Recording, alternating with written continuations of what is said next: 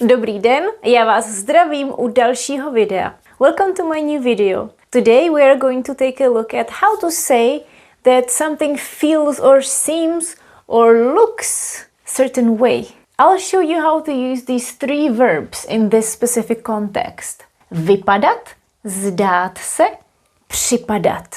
These three Czech verbs are a little similar, but not quite. Let's take a look at when we can use these verbs, what are their similarities and what are their differences.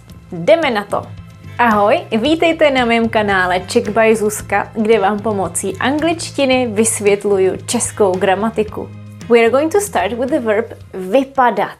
Vypadat can be translated as to look like, and seem as well.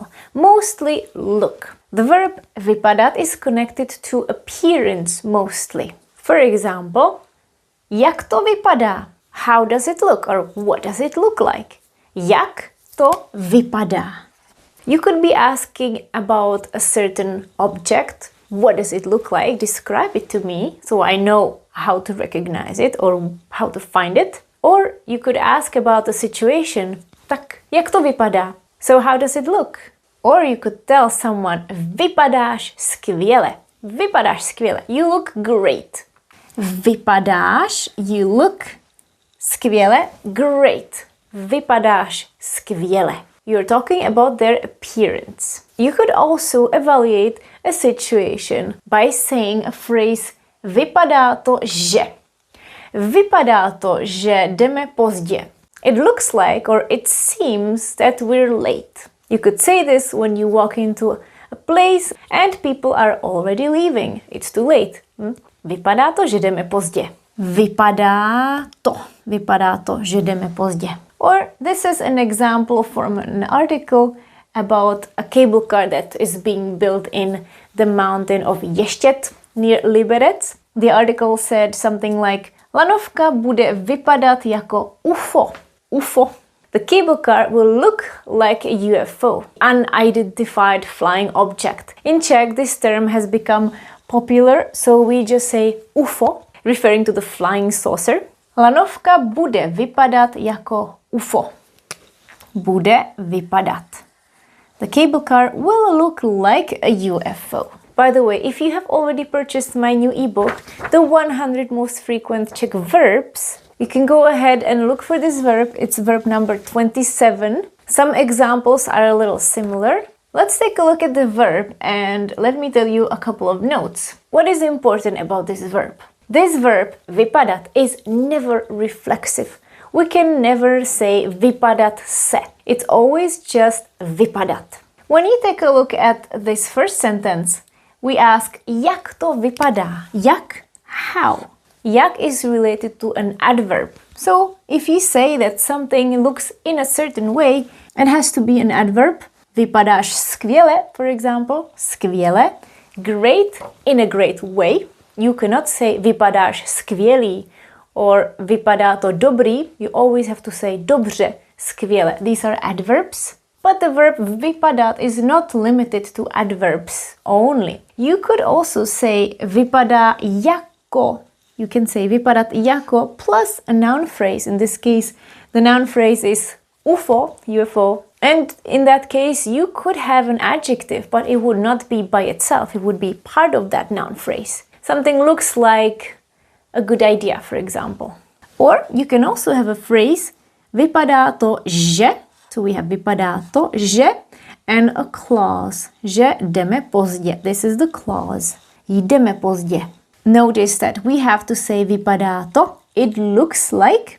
If you leave it out and keep vypadá, it would sound like you're describing someone, like he or she. She looks. Well, it wouldn't make sense with the rest of the sentence, but simply it would not be complete. Vypadá, že jdeme pozdě would sound like he looks or she looks like we are late, which is weird. Vypadá to. Vypadat is used for appearance mostly, and it is used in all the pronouns. So you can say vypadá to, vypadáš, vypadáme, etc. Of course, the third person would be predominant. Something looks a certain way, but it's common to describe someone else. Great! Let's see another verb. Our next verb is zdát se. Zdát se means to seem, and the second meaning is to dream, which I'm not going to talk about in this video. But you can also find it in the ebook. This is verb number 52, so also a very common verb. Let's see some examples. Zdá se ti to normální? Does it seem normal to you? Zdá se ti to normální? Zdá se, že to nestačí. It seems that it's not enough. Zdá se, že to nestačí. Něco se mi na tom nezdá. Something doesn't seem right to me. Něco se mi na tom nezdá. A really interesting phrase. Something seems off. Něco se mi nezdá. Something doesn't seem right to me. Something doesn't seem right to me about it. Na tom. Něco se mi na tom nezdá. A really good phrase when something doesn't seem right to you. When your gut feeling is telling you, careful, this is weird. You can say, něco se mi na tom nezdá. Zdálo se to jednoduché. It seemed simple.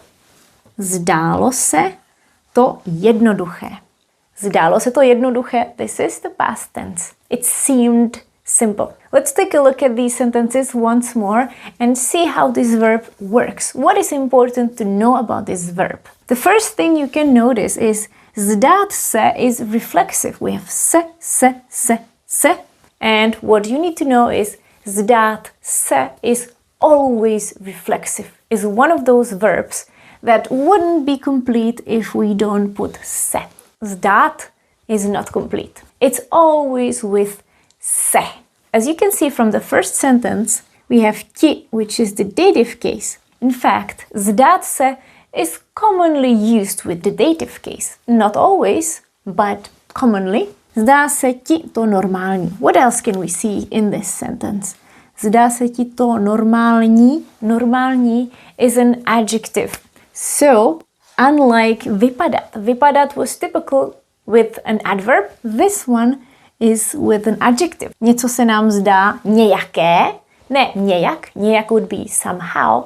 But nějaké, we are describing the quality. Here we have another adjective. Jednoduché. We can also use a noun phrase after. We can say zdá se jako. Or we could use že and a clause, just like here. Zdá se, že to nestačí. It seems that it's not enough. So remember, we can use dative. Here we also have dative. Něco se mi doesn't seem right to me. If you want to emphasize it was your opinion, you could say zdálo se mi to jednoduché. It seemed simple to me, but it's not necessary. You could also mean it generally. Generally, this seemed simple. And one more thing. When you look at this verb, zdá se, nezdá se, zdálo se, they all refer to to. Zdát se is used with the third person, singular or plural, mostly. So most of the time you will say it or they seem. This verb is used to describe a feeling that is often a little bit more objective than the verb we are about to see, which is připadat. That one describes your personal feeling. Let's take a look at it. And the third verb is připadat or připadat si. To seem and feel. Also describes a feeling, but like we said, this is more subjective. Let's take a look. Připadá mi to divné. It seems strange to me. Připadá. It seems strange to me. Připadá mi to divné. Připadalo mi to podezřelé. It seemed suspicious to me. Připadalo mi to podezřelé. Podezřelé, suspicious. Připadalo mi to. It seemed suspicious to me. Or připadám si hloupě. I feel silly. Připadám si hloupě. I feel silly. Připadala jsem si jako blázen. I felt like a fool. Připadala jsem si, in this case it's the past tense. I felt like a fool. Připadala jsem si jako blázen. This verb can be reflexive. It can include si. It doesn't have to. Once we use it, it changes the meaning a little bit. Another thing you need to know, you will see now here, here, here, here. I'm using the red color, which is for the dative case. I want to show you that this verb always needs to use the dative or si, which in this case it's also the dative case. To yourself. Připadám si. So if it's not my, ti, jim, the pronouns in the dative case, you can also have the reflexive pronoun that something seemed to you. You seem to yourself. So that means you feel a certain way. So we would have the dative and then we could have an adjective. Divné, podezřelé. An important thing. If you have si, which is reflexive, it could be also adverb. Adverb would not be here. It would not be in these sentences. That would be incorrect. But you can say připadám si hloupě, jak si připadám hloupě. Or in either of them you could also have jako and a noun phrase. Jako blázen, like a fool. We could also have a clause with že, like in the previous sentences. Připadá mi, že. It seems to me that. Not here though. It is used in all the pronouns. Here it's to, here it's I feel like something. And it is used for a more subjective perception. This verb can also be found in this ebook as the last one. This is number 100. If you don't have this ebook yet, you can still catch the early bird prize until Tuesday, July 15th. Let's take a look at how we can use these verbs together. For example, if you want to use the clause with že, you can use either of them. Let's go back to that situation when you say that you have a feeling that you are late. You can say all these three sentences and they will mean very similar things. Vypadá to, že jdeme pozdě. It looks like we are late. From what I see. Vypadá to, že jdeme pozdě. There is no se, there is no dative, no other case, just vypadá to, že and the clause. You could say, it seems we are late. Zdá se, že jdeme pozdě. In this case, you have to use se. You could also emphasize your feeling and say, it seems to me that we are late. You could say, zdá se mi, že jdeme pozdě. Or you could say, připadá mi, že jdeme pozdě. Připadá mi, že jdeme pozdě. It feels to me that we are late. Připadá mi, you're expressing your perception. It's a subjective feeling. Something like, I have the impression that we are late. Připadá mi, že. Remember that these verbs and 97 more verbs can be found in this ebook and you can get it on discount until Tuesday. The discount is already applied, so remember July 15th is the last day. I've already received some very nice feedback, so thank you to all of you who have already purchased this ebook. If you don't have this ebook and you would like to learn a little bit about these verbs and nothing more at this point, I also have another option. I made a worksheet based on those three verbs, kind of like an extract from this ebook. You will learn how to use these verbs. There will be 10 examples per verb. You can also listen to the audio recordings and there is an exercise to practice these verbs. You can get it on Buy Me a Coffee. Let's practice these three verbs with an exercise. Your task is to complete these sentences with the verbs vypadat, zdát se, připadat. Many times you will have more than one option. Remember, choose the correct verb in the correct form. So use the English translation as your guidance. Pause the video. Let's check it. Jdeme na to. Číslo 1. To jídlo vypadá dobře. You are talking about how it looks. To jídlo vypadá dobře. Číslo 2. Nepřipadá ti to nefér? That's one option. Nezdá se ti to nefér? They both mean the same thing here. We have the dative, which can refer to either of these two verbs. Not vypadat, though. Číslo 3. Vypadá to, že dnes ani nezačneme. You could also say zdá se. Zdá se, že dnes ani nezačneme.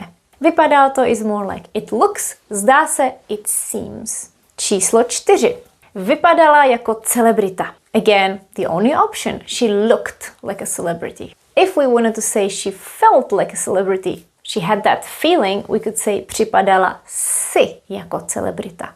But here we talk about how she appeared to others. Číslo 5. Zdá se vám to jako dobrý plán? Or připadá vám to jako dobrý plán? Both are correct. Zdá se nebo připadá. A číslo 6. Děda si nepřipadal staře. Here, this is the only option because we have si. Si doesn't go with vypadat or zdát se.